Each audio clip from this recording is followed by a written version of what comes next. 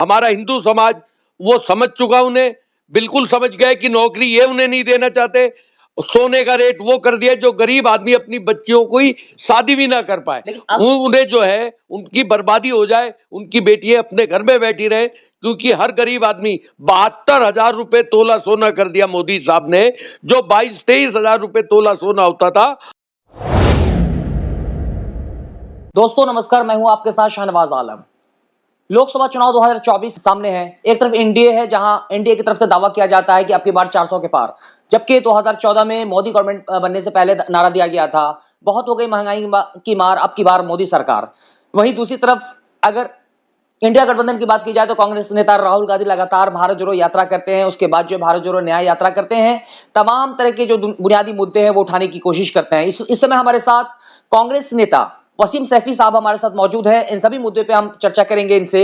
सैफी साहब, कैसे देखते हैं जिस तरह से हमारे देश के प्रधानमंत्री नरेंद्र मोदी जो है कहते हैं कि मैं ओबीसी समाज से आता हूं, और बहुत से नारे दिए जा रहे हैं कि अब की बार 400 के पार, और पाई पाई से गरीबों की भलाई करते हैं। इस सभी मुद्दे को आप कैसे देखते हैं? नहीं, बिल्कुल सही कहते हैं कि 400 पार, तो वो ये कहते हैं कि कांग्रेस पार है, 400 सीटें हमारी आ रही हैं। और मैं आपको लिखत में देना चाहता हूं कि 143-44 सीटें आनी है, और जो बीजेपी की है सिर्फ 40 सीटें, 40 सीटें बीजेपी की आनी है, और बाकी जो सीटें आएंगी उनकी 100 समथिंग, वो बाकी जो उन्हें समर्थन दे रहे हैं उनकी आनी है। उनके दिन जो है, क्योंकि इंडिया में हमारा जो ये एसटी जो हमारा भाई है, ये 35 और 25% है, और एसटी जो है ये भी हमारा 22-23% है। ये आती है 131 सीटें समथिंग आती है हमारी ऑल इंडिया में। और अब ये वोट इन्हें यूं नहीं देंगे कि एक मैं आपको लिखत में दिखा रहा हूं, मैं वक्तव्य में नहीं, ये हमारे मोदी साहब पार्लियामेंट में जाटव भाइयों के लिए और उनके रिजर्वेशन के लिए बोलते हैं। मोदी साहब इनका रिजर्वेशन खत्म करना चाहते हैं मोदी साहब जी। इसमें तो इस वीडियो में ये देखा जा रहा है कि वो आरक्षण के खिलाफ है, खासकर जो है नौकरी में आरक्षण तो होना ही नहीं चाहिए। हाँ, वो यही चाहते हैं कि जो गरीब और कमजोर आदमी है, हमारे तबके बहुत कमजोर है, गरीब है, कि उनको बिल्कुल गरीब कर दिया जाए। देश में 2-4 आदमी मालदार हो गुजरात के, और पूरे देश को वो हुकूमत करके चलाना चाहते हैं। जो अब हमारा हिंदू समाज वो समझ चुका, उन्हें बिल्कुल समझ गए कि नौकरी ये उन्हें नहीं देना चाहते। सोने का रेट वो कर दिया जो गरीब आदमी अपनी बच्चियों को ही शादी भी ना कर पाए, उन्हें जो है उनकी बर्बादी हो जाए, उनकी बेटियां अपने घर में बैठी रहे, क्योंकि हर गरीब आदमी 72,000 रुपए तोला सोना कर दिया मोदी साहब ने, जो 22-23,000 रुपए तोला सोना होता था, आज वो 72,000 रुपए 70,000 रुपए 24 कैरेट का सोने का भाव कर दिया। तो गरीब भाई मेरा वो कैसे दे देगा?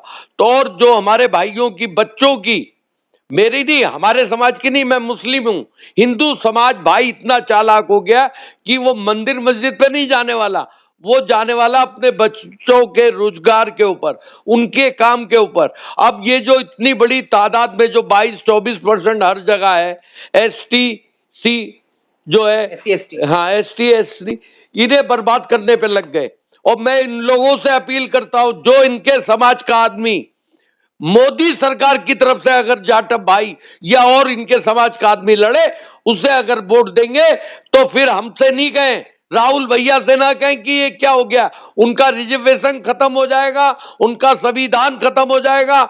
हमारा तो कुछ है ही नहीं, हम तो 15-14-15% है, और वो मजदूरी और कारपेंटरी लोहे लकड़ी के काम करते हैं।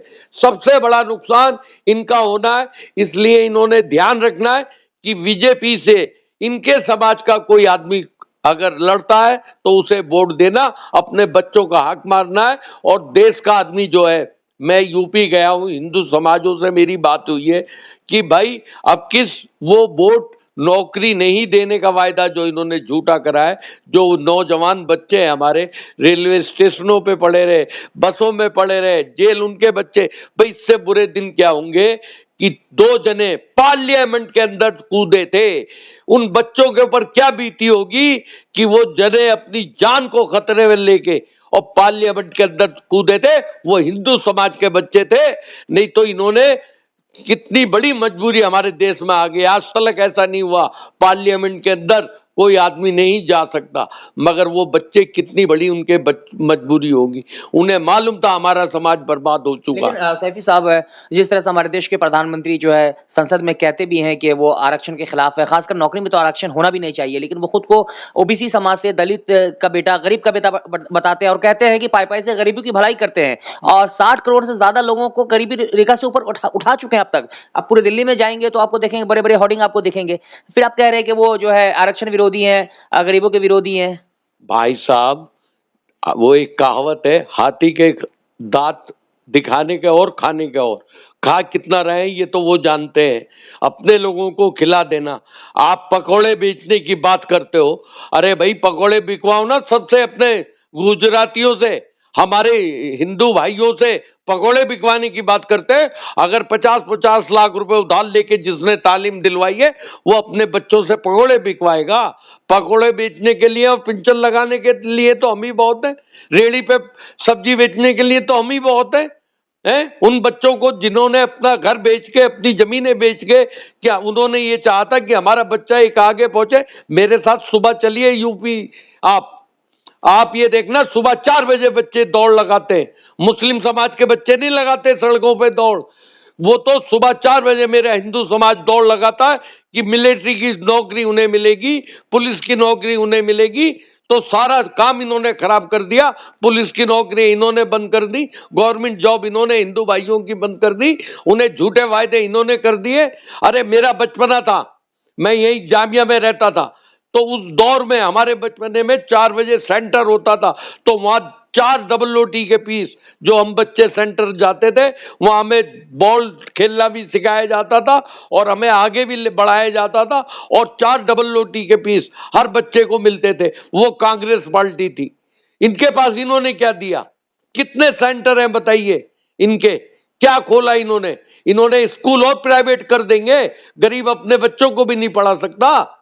क्या करेंगे? देश को बर्बाद करने आए हैं। चुनावी बॉन्ड मामले को लेकर के जो है तुल पकड़ता हुआ नजर आ रहा था। इसी दौरान दिल्ली के मुख्यमंत्री अरविंद केजरीवाल की गिरफ्तारी भी होती है। अगर चुनावी बॉन्ड का मामला की बात की जाए तो उस पर नरेंद्र मोदी जी का बयान आ चुका है। वो कह रहे हैं कि पहले भी चुनाव होता था और पैसे खर्च होते थे, लेकिन पहले उसका कितने पैसा खर्च होता था, कि किसने दिया और कहां खर्च हुआ पता नहीं चलता था। लेकिन ये मोदी जी के देन है कि चुनावी बॉन्ड जैसी योजना आई और पता चलता है कि कहां से पैसा आया, किसने दिया, किसने लिया, कहां खर्च हुआ है। भाईजान, मैं उस बात को नहीं कह सकता मोदी साहब के लिए। ये मोदी साहब बहुत अच्छे आदमी हैं। अपने आप ही हर आदमी जानता है क्या हो रहा है, कि भाई अगर आप पैसा दो बिजनेस लो, पैसा दो बिजनेस लो, तो ये तो एक समझदार आदमी की बात है। देश में क्या हो रहा है और क्या होना है, ये हमें होशियार रहना है। ये सब इनके बातें जो है वो कितनी सच्ची हैं ये सब जानता है। 15 लाख रुपए आ गए, गरीबों के घर बन गए, फलाना बन गया। अगर गरीबों के दिल्ली के अंदर सन 76 में जो घर बने वो कांग्रेस पार्टी ने बनाए थे, और उनका नाम, कांग्रेस पार्टी का नाम जो था उसमें भी एक आदमी था जिसका नाम संजय गांधी था। उसने पूरी दिल्ली को चमका दिया। हमारी शीला दीक्षित थी दिल्ली में जहां हम रहते हैं।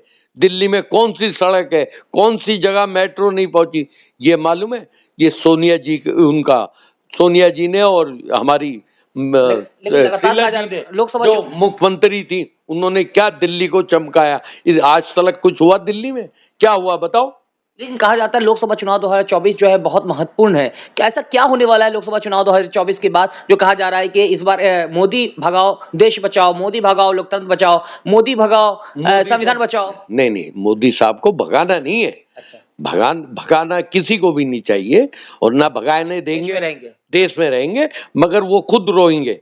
भाई इससे बुरी क्या जो हमारे उपराष्ट्रपति हैं मैडम, बताइए इससे बुरी उनकी बदनसीबी क्या होगी कि मोदी साहब बैठे हुए हैं, और एक और साहब है हमारे, क्या नाम उनका, एडवाणी साहब, वो बैठे हुए हैं, और हमारी उपराष्ट्रपति जो है, मालिक जो है हमारी, वो खड़ी हुई है। इससे बड़ी इस देश की बदनसीबी हो, लोग बैठे हुए कोई सब, वो बैठे हुए हैं। वो छोटे बेचारी छोटी कास्ट से आती है, तो उनके लिए ये हाल है कि वो खड़े रहेंगी। अगर वो आदिवासी समाज से नहीं आती तो फिर ऐसे उनके साथ ऐसा व्यवहार नहीं होता। बिल्कुल नहीं होता। ये चाहते ही नहीं ना, ये तो इन्होंने सिर्फ अपने फायदे के लिए उन्हें बैठाला है और ये दिखा दिया इसमें एडवाणी साहब को भी, और एडवाणी साहब को भी एक दफा इन्होंने इग्नोर कर दिया था। अब इन्हें इनके बुरे दिन आ रहे हैं, इन्हें मालूम है अब अंधेर नगरी चौपट राजा नहीं होगा, तो अब उन्हें भी अवार्ड दे रहे हैं। जिसे राष्ट्रपति बनाना था उन्हें राष्ट्रपति नहीं बनाया, जिन्हें उपराष्ट्रपति बनाना था वो नहीं बनाया। तो इन्होंने तो किसी के साथ ये मतलब के लिए एडवाणी साहब को अवार्ड दे रहे हैं और कुछ नहीं है कि पंजाबी इनसे नाराज हो गया है क्योंकि वो इन्हें वोट नहीं देगा, चाहे ये उन्हें 10 अवार्ड दे दे, समझे नहीं। यानी कि वोट की पॉलिसी को लेकर के ये जो है भारत रत्न अवार्ड दिया गया है। जी बिल्कुल यही बात है, और इनके बुरे दिन आ रहे हैं। ये मोदी साहब को मालूम है, बहुत काबिल आदमी है, वो इतने काबिल आदमी हमारे देश में नहीं है।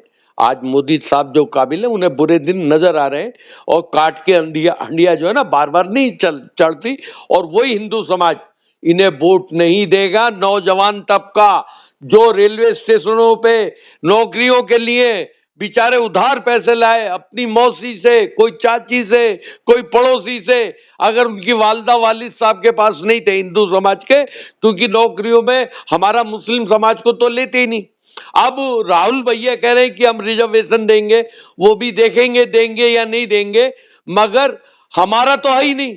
हम तो ये कह रहे हैं 20 करोड़ नौकरी जो मोदी साहब हिंदू समाज की ले लिए वो दे दें, और जो 15-15 लाख रुपए दिए हुए वो दे दें।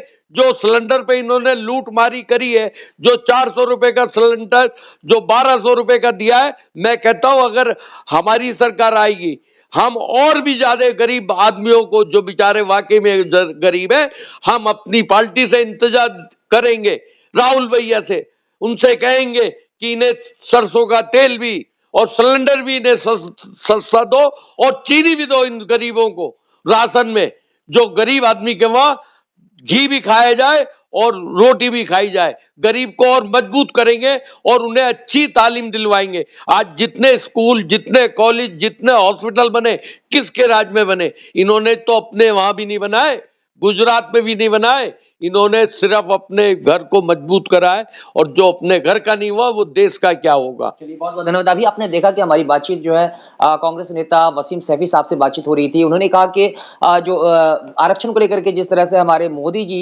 वही मोदी जी दावा करते हैं कि वो दलित परिवार से आते हैं, गरीब की भलाई करते हैं, पाई से गरीब की भलाई करते हैं, लेकिन उन्होंने जो है बड़ी संसद में उन्होंने कहा कि आरक्षण के खिलाफ है, और खासकर नौकरियां में तो आरक्षण के खिलाफ है। तो कहीं ना कहीं मोदी जी जो है हिंदू विरोधी हैं। इन सभी मुद्दों पर आप क्या सोचते हैं? कृपया कमेंट करके हमें जरूर बताएं। फिर मिलेंगे एक नई अपडेट के साथ, तब तक के लिए नमस्कार, जय हिंद, जय भारत।